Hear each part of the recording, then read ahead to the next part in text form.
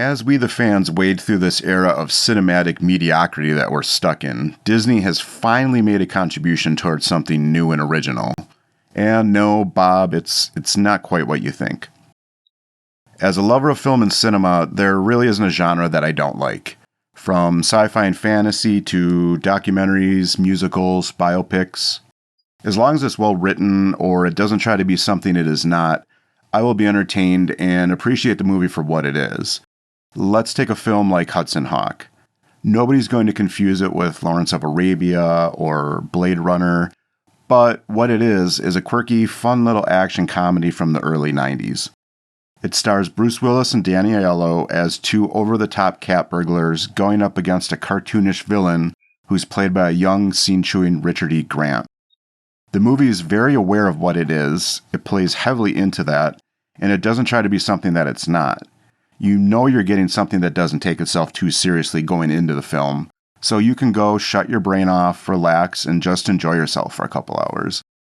But these days, as giant corporations continue to buy up movie studios, we've been given an entirely new genre of film, what I like to call the myoPIC, a vapid, creatively bankrupt, myopic creation that is so prefab and cookie-cutter that it does a disservice to the story, the actors, the brand, and even its audience, an audience that many times it just seems to openly disdain. Gone are the days of the studio heads that sat behind a giant mahogany desk, chomping on cigars, sipping bourbon, and willing to take risks on maverick directors that they didn't fully understand and sometimes didn't even really care to understand. But they saw something. They saw someone with passion and creativity, someone with a vision. Now we have corporate machines, some of which have nothing to do with entertainment, pushing out movies and television the same way they push out their other products that made them the soulless corporations that they are. Amazon doesn't have an Alan Ladd Jr. taking a chance on a young George Lucas. They have a billionaire CEO who saw a shiny new toy and decided that he wanted one too. Well, bite my shining metal! Oh no! That's how we got one of my favorite myopics, The Rings of Power. I am grateful you have not known evil as I have. But you have not seen what I've seen. I have seen my share. You have not seen what I have seen. Boy, that escalated quickly. I mean, that really got out of hand fast. It jumped up a notch. It did, didn't it? Jeff Bezos saw the Lord of the Rings generational success, and more importantly, the more recent success of Game of Thrones, and decided that he wanted one of those. But unlike Peter Jackson's respect for Tolkien's lore, or HBO, who had experience and a process for making premium format television, Bezos just decided to throw some money and a gaggle of sycophants at it, giving us the soulless creation that is the Season 1 of The Rings of Power. To Bezos' dismay and to my delight, HBO released House of the Dragon at the same time.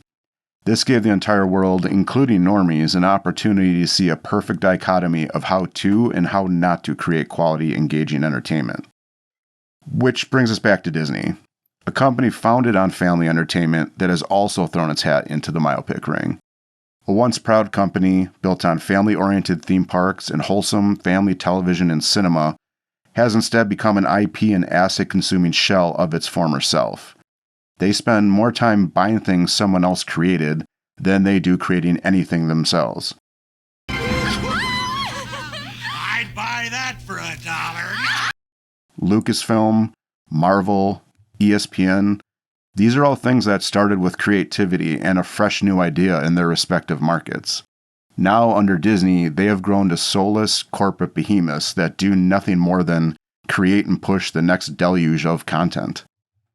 This is not to say that Disney hasn't had success. The MCU Infinity Saga is a cinematic feat that we will likely never see again. It was a perfect storm of desperation and creativity brought about because Marvel didn't own their own heavy hitters in Spider-Man, the X-Men, and the Fantastic Four.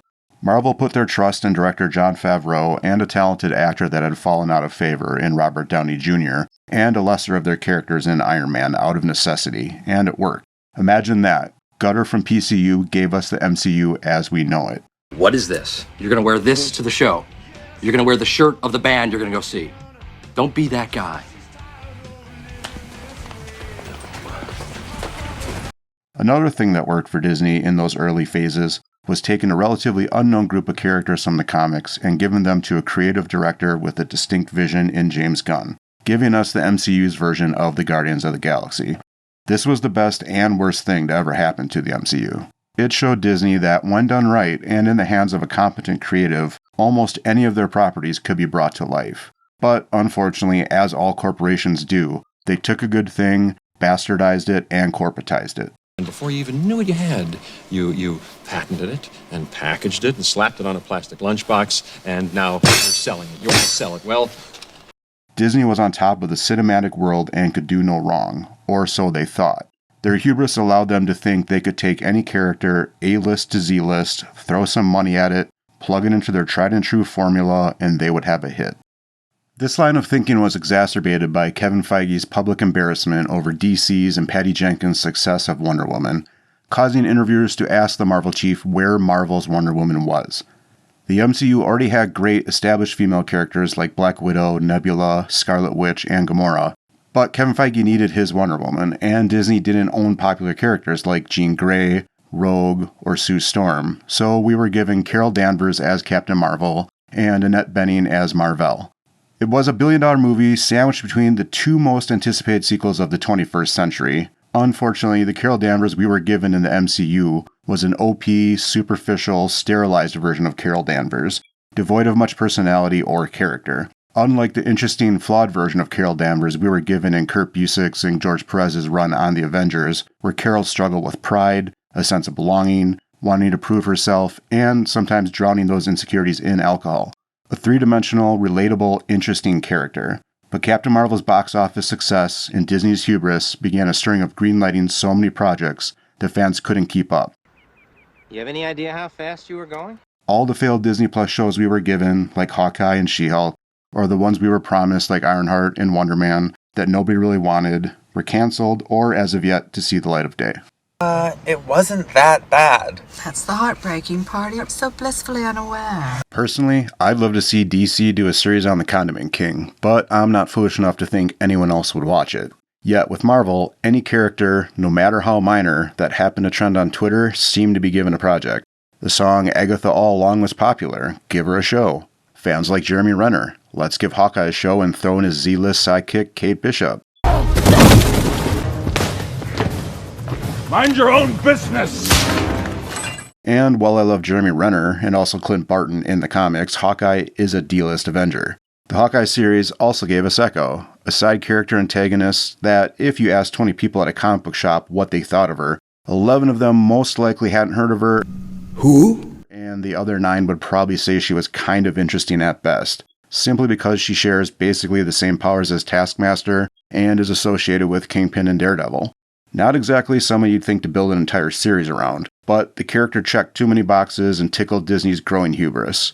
I always thought Echo had some potential in the comics when given to the proper creative team. Her powers physically made her an interesting antagonist to Daredevil, although the Echo Show creator found them boring apparently. Okay. Echo is not someone I'd build an MCU show around, but she had some good story arcs in the Marvel Knights days under Joe Quesada and David Mack. That is still one of my favorite eras of Daredevil. Even Brian Michael Bendis was still Bendis back then, combined with Alex Millie's unique art style. The era wasn't Frank Miller, but there are some good stories in there that Disney could have mined. I was generally interested in seeing if the show would succeed. Alaka Cox, like me, is from Wisconsin, which has a rich and interesting indigenous history. Isn't Milwaukee an Indian name? Yes, Pete, it is. Actually, it's pronounced Milwaukee, which is Algonquin for the good land. I was not aware of that. She's part of the Menominee tribe, which happens to be located in an area that I'm very familiar with and have vacationed many times, and she seems like a likable enough person in most things that I've seen and read. I also studied Indigenous history as part of my undergrad, so this was a show I was inherently interested in addition to being a comic book fan. But I knew going in, just like with Hudson Hawk, what to expect, but this time not in a good way. Echo would be plugged into the MCU machine, and a superficial, shallow show created by plug-and-play story elements would be what spits out. You know, the typical lazy Disney fare we have become accustomed to, in place of what could have been an interesting, thought-provoking show on indigenous culture. Instead, the Disney machine lazily gave us yet another myoPIC. With a TV MA rating, Disney could have taken the MCU into new territory. In its place, we were given a show that didn't even require a TV MA except for two specific reasons. One, to pique people's curiosity through marketing, and two, cover Disney's butt when the poor streaming numbers came out, just like almost every other Disney Plus series to date. They'll trot out the excuse that ratings numbers were lower because of the mature rating narrowing the potential audience, when, in reality, the show didn't even warrant a mature rating to begin with. What are you people? On dope? And it was the usual lazy storytelling and weak writing that caused yet another MCU failure. Ooh, that's a bingo. Is that the way you say it? That's a bingo. Disney wanted to tell a TV MA story and actually do a service to indigenous people. They could have told a story that brought attention to the meth and heroin that is flooding our reservations. It's so bad that here in Wisconsin, money from the tribal casinos goes to services like drug rehabilitation. It is an epidemic on our reservations and in this country in general. It's a mature but necessary topic that should be discussed and deserves attention, and expressive art is a good way of telling that tragic story. It adds relatability to the story and the characters. You have the kingpin of crime as your villain. How easy would it have been to center a story around Maya coming back home to see the damage that Kingpin's drug cartel is doing to her community? It gives her the start of a redemption arc, which is something that is missing in this series. It makes her relatable, it makes us sympathize with her, and it involves a real-world, mature, topical subject that is happening in every city and town in this country. One of my main critiques of Maya's character is that she really has no redeeming qualities or arc in this show. Her mother died tragically, and her father is a criminal who died in what many would consider an occupational hazard, working in something as dangerous as organized crime. And while she's taken in by the Kingpin, these tragedies shouldn't create a cold-blooded killer who endangers her entire family for her own selfish wants and needs. And if you go down the route and excuse that it was all the Kingpin, you 1, take away all of Maya's culpability and responsibility, and 2, you make the grandmother an extremely unlikable and unsympathetic character. Yes, she was grieving the loss of her daughter, but what grief is so profound that you send an innocent little girl away from her family to New York with a father you think is no good? The grandmother's so upset with Maya's father that she's willing to send her away with him in his sole custody? What an awful grandmother and character. The writers want Maya to be an anti-hero and come off as a badass, yet the writers don't accomplish any of that other than a constant look of disinterest or annoyance. What? Hanging out around the town with the bad boy crowd. Going by the mall staircase where we're not allowed. She has next to zero repercussions for her actions, she seems to kill without remorse, and shows no care for the danger or well-being of anyone, including her own family members. At least with a character like the Punisher, we know exactly who and what he is. Frank lost his innocent family to criminal violence. This shaped him and turned him into the irredeemable anti-hero killer that he is. He is chasing death, even welcoming it, and while doing this, taking as many bad guys with him as he can. He has a code regarding women and children, but at no point are fans of the Punisher confused as to who he is. He kills, and he kills in cold blood, walking the line of sociopathic and psychotic behavior, and is not looking for redemption. He's a bloodthirsty tool of vengeance and nothing more. The writers of Echo want us to sympathize and root for Echo while giving us zero reason to. In addition, her updated powers are just another instance of Disney doing another female character a disservice by making her powers that of people who came before her. And I...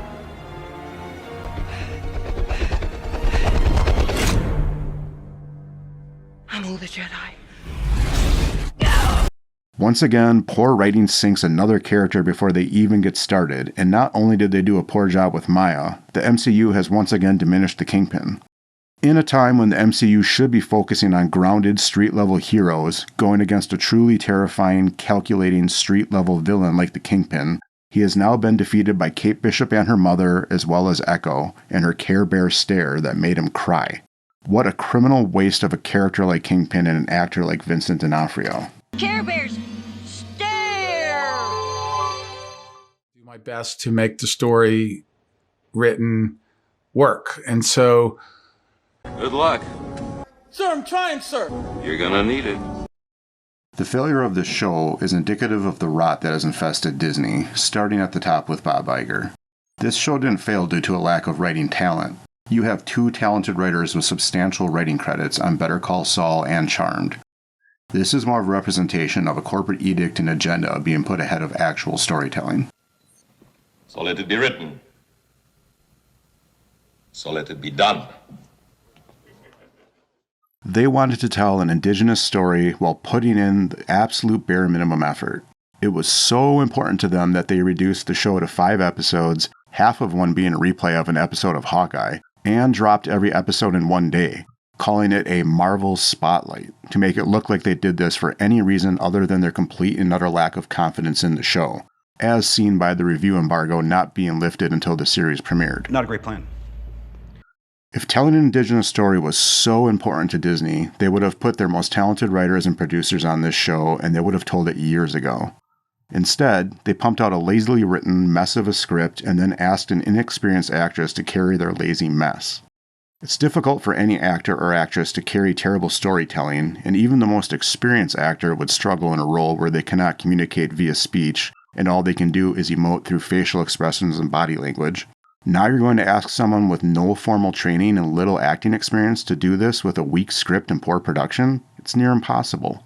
For her experience and what she was given to work with, I do not blame Alaqua Cox at all for this show's failure.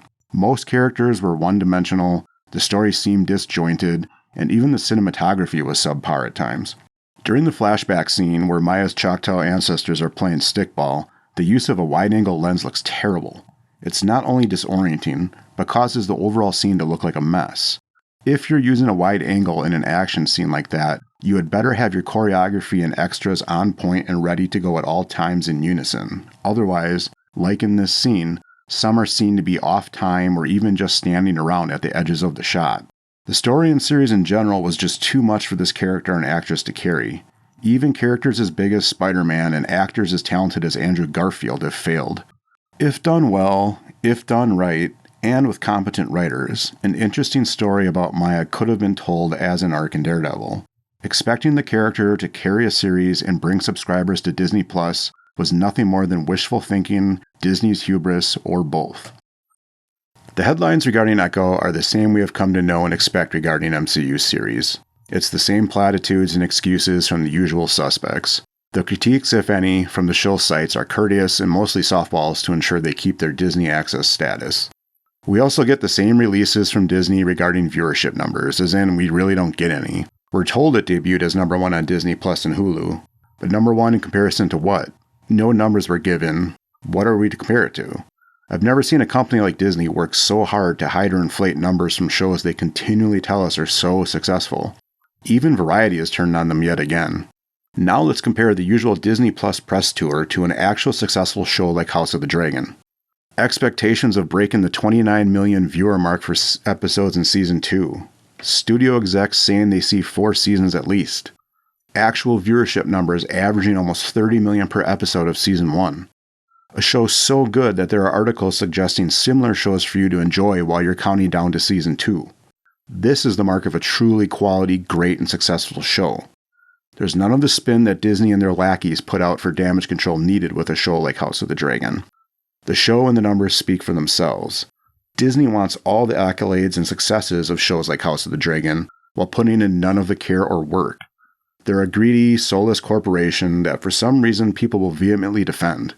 They don't care anything about representation unless it helps serve their own needs, whether that is through their bottom line or social equity points with their cronies. Wicked, treaty, false. No, master. They've proven through their actions that they don't care which it is.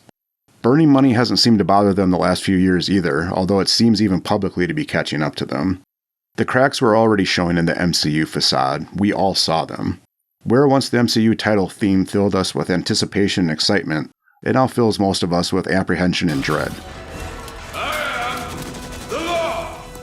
Disney, for a time, I believe, was blind to these cracks through their sheer arrogance, but the bill always comes due, and Disney is now paying that price in box office and streaming losses. Unfortunately, Disney corporate have left a mess of collateral damage in their wake in the form of disappointed fans, a damaged brand, tarnished characters, and ultimately their creative credibility.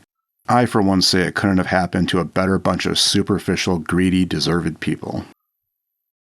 If you marginally enjoyed this video, please like and subscribe. And if it's 20 minutes of your life you'll never get back, enjoy the comment section.